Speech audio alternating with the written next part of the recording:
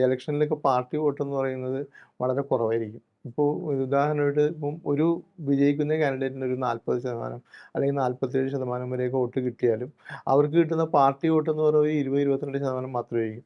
ബാക്കി കിട്ടുന്ന മുഴുവൻ പോപ്പുലർ വോട്ടാണ്. ഓക്കെ. ഈ പോപ്പുലർ വോട്ട് നിർണ്ണയിക്കുന്നതാണ് പിന്നെ ഈ ഭരണവിരുദ്ധ വികാരമോ അല്ലെങ്കിൽ വ്യക്തിപരമായിട്ടുള്ള ഇമേജോ അല്ലെങ്കിൽ ജാതിയോ അല്ലെങ്കിൽ സാമ്പത്തികമായിട്ടുള്ള മറ്റു താല്പര്യങ്ങളോ അല്ലെങ്കിൽ വികസന അജണ്ടകളോ അതെ. ഇതൊക്കെ ബാധിക്കുന്നതാണ് ബാക്കി 22 മുതൽ 47 വരെ എത്തിക്കുന്ന ആ ഒരു വോട്ട്. ഘടകം. അതെങ്ങനെ നേരിടുന്നു എന്നുള്ളതാണ് പ്രശ്നം. ഈ കൂടുതൽ നാൾ അവിടെ ക്യാമ്പ് ചെയ്ത് വർക്ക് ചെയ്യാൻ സാധിച്ചത് വി മുരളീധരന് ഗുണം ചെയ്യും എന്ന് വി തോന്നുന്നു. മുരളീധരന്റെ ശൈലി എന്ന് പറഞ്ഞാൽ മറ്റ് ബി.ജെ.പി. നേതാക്കളിൽ നിന്ന് വ്യത്യസ്തമായിട്ട് ഇപ്പോൾ രാജീവ് ചന്ദ്രശേഖരൻ ഇലക്ഷൻ കാലത്താണ് നിയമത്ത് വരുന്നതെങ്കിലും വി മുരളീധരൻ കഴിഞ്ഞ 5 വർഷമായിട്ട് അവിടെ ഉണ്ട്. അപ്പോൾ അദ്ദേഹം ഭയങ്കര ശരിക്കും പറഞ്ഞാൽ ഹാർഡ് വർക്ക് ചെയ്യാണ്. ഓക്കെ. അതിൻ്റെ ഒരു ബലം കിട്ടുമായിരിക്കാം. ഓക്കെ. ഈ കടകംപള്ളിയും അവിടെ ഉണ്ടായിരുന്നു. പക്ഷേ ഈ വി മുരളീധരൻ എല്ലാ കാര്യങ്ങളിലും ഇടപെടുകയും അദ്ദേഹം അവിടെ തന്നെ താമസിക്കുകയും അദ്ദേഹത്തിൻ്റെ ഒരു ഹോം ഓഫീസ് അവിടെ തുടക്കുകയും പതിവായിട്ട് ഇങ്ങനെ സംഘടനാ പ്രവർത്തനത്തിലും ജനങ്ങളുടെ പ്രശ്നത്തിലൊക്കെ ഇടപെടുന്നത് അദ്ദേഹത്തിന് ഗുണം ചെയ്യും. ഓക്കെ. അത് സംശയമില്ലാത്ത കാര്യമാണ്. ഈ നമ്മൾ സംസാരിച്ച 2 മണ്ഡലങ്ങളെ കുറിച്ച് നോക്കുമ്പോൾ രണ്ടിലും ബി.ജെ.പിയുടെ മുതിർന്ന നേതാക്കളാണ്. ഒന്ന് രണ്ടും കേന്ദ്രമന്ത്രിമാരാണ്. 2 മുൻ മുൻ കേന്ദ്രമന്ത്രിമാരാണ്. കേന്ദ്രമന്ത്രിമാരാണ്. രാജീവ് ചന്ദ്രശേഖർ വരുന്നു, വി മുരളീധരൻ വരുന്നു. അപ്പോൾ നേരത്തെ പാർട്ടിയെ നയിച്ചിരുന്നയാളും ഇപ്പോൾ പാർട്ടിയെ നയിക്കുന്നയാളും ഇടയ്ക്കൊക്കെ ചില വർത്തമാനങ്ങൾ കേട്ടിരുന്നു, ശ്രുതികൾ കേട്ടിരുന്നു. പുതിയ നേതൃത്വവും പഴയ നേതൃത്വവും തമ്മിൽ ഒരു കമ്മ്യൂണിക്കേഷൻ ഗ്യാപ്പ് ഉണ്ട് എന്ന്. ഇത് പ്രവർത്തകർക്കിടയിൽ ആശയക്കുഴപ്പം ഉണ്ടാക്കിയിട്ടുണ്ട് എന്ന്. നിലവിൽ അത്തരത്തിലുള്ള സാഹചര്യത്തെ അതിജീവിക്കുവാൻ ബി.ജെ.പിക്ക് കഴിഞ്ഞിട്ടുണ്ടോ എന്ന് തോന്നുന്നുണ്ടോ അങ്ങേക്ക്? അല്ല, അങ്ങനത്തെ ഒരു പ്രശ്നം ഈ പറയുന്ന 2 മണ്ഡലങ്ങളിലും ഉണ്ടാവാൻ സാധ്യതയില്ല. ഇല്ല. കാരണം രാജീവ് ചന്ദ്രശേഖരനും ബേസിക്കലി അദ്ദേഹം ഒരു പൊളിറ്റീഷ്യൻ എന്നല്ല. അതുകൊണ്ട് തന്നെ അദ്ദേഹത്തിൻ്റെ മുൻഗാമികളോട് ഒരു വൈരാഗ്യമോ അല്ലെങ്കിൽ ദേഷ്യമൊന്നും കാണിക്കേണ്ട സാഹചര്യം ഇല്ല. കാരണം അദ്ദേഹത്തിൻ്റെ വാർത്താ സമ്മേളനങ്ങളും അദ്ദേഹത്തിൻ്റെ പിന്നെ പ്രസംഗങ്ങളും എല്ലാം കാര്യമാത്ര പ്രസക്തമാണ്. അദ്ദേഹം ഒരു എന്താ പറയുക ഒരു ബിസിനസ് സ്ഥാപനത്തിൻ്റെ CEO ഒക്കെ സംസാരിക്കുന്ന പോലെയാണ് സംസാരിക്കുക. അദ്ദേഹം വളരെ കുറച്ച് വാക്കുകൾ ഉപയോഗിക്കുകയും ആ കുറച്ച് വാക്കുകൾ കാര്യങ്ങൾ മാത്രം സംസാരിക്കുകയും ചെയ്യുന്ന ഒരു ശൈലിയാണ്. അതെ. വി മുരളീധരൻ രാഷ്ട്രീയം പറയുമെങ്കിലും അദ്ദേഹം ഇപ്പം പഴയ പോലെ അങ്ങനത്തെ ഒരു പിന്നെ എന്താ പറയുക സംസ്ഥാന രാഷ്ട്രീയത്തിലെ ഇതിലേക്ക് അധികം ഇടപെടാറില്ല. അദ്ദേഹം പിന്നെ എതിരാളികളെ മാത്രം ഫോക്കസ് ചെയ്തുകൊണ്ടാണ് സംസാരിക്കുന്നത്. അല്ല, ഇത് അതുകൊണ്ട് അങ്ങനെ ബാധിക്കാൻ സാധ്യത കുറവാണ്. പിന്നെ സംഘടനാ സംവിധാനങ്ങളെ അവർ ഭയങ്കരമായിട്ടും പിടിക്കുന്നുണ്ട്. ഈ വളർത്താൻ ശ്രമിക്കുന്നുണ്ട് വി മുരളീധരൻ. അത് അദ്ദേഹത്തിന് ഗുണം ചെയ്യും.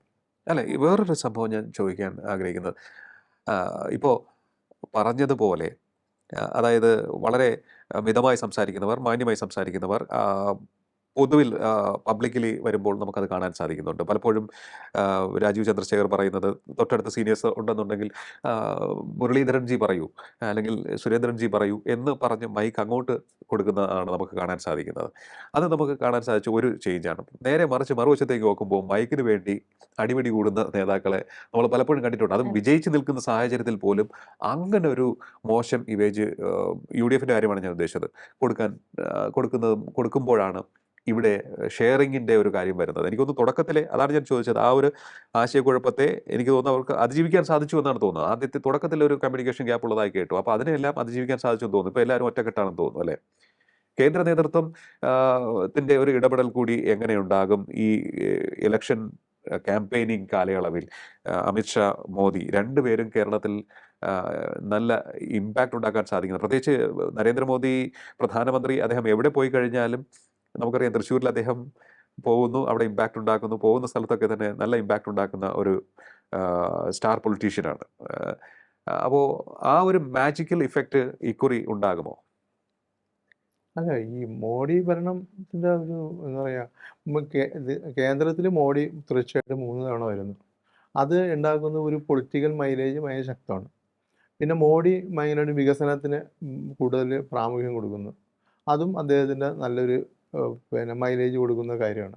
പക്ഷേ കേരളത്തിൽ വരുമ്പോൾ ഇത് രണ്ടും എത്രമാത്രം ജനങ്ങളെ സ്വാധീനിക്കുന്നു അല്ലെങ്കിൽ അതെല്ലാം കൂടി എത്രമാത്രം വോട്ടിലേക്ക് മാറുന്നു എന്നത് നമുക്കിപ്പോഴും പിന്നെ പൂർണ്ണമായിട്ട് വിശ്വസിക്കാൻ കഴിയാത്തൊരു കാര്യമാണ്. ഓക്കെ.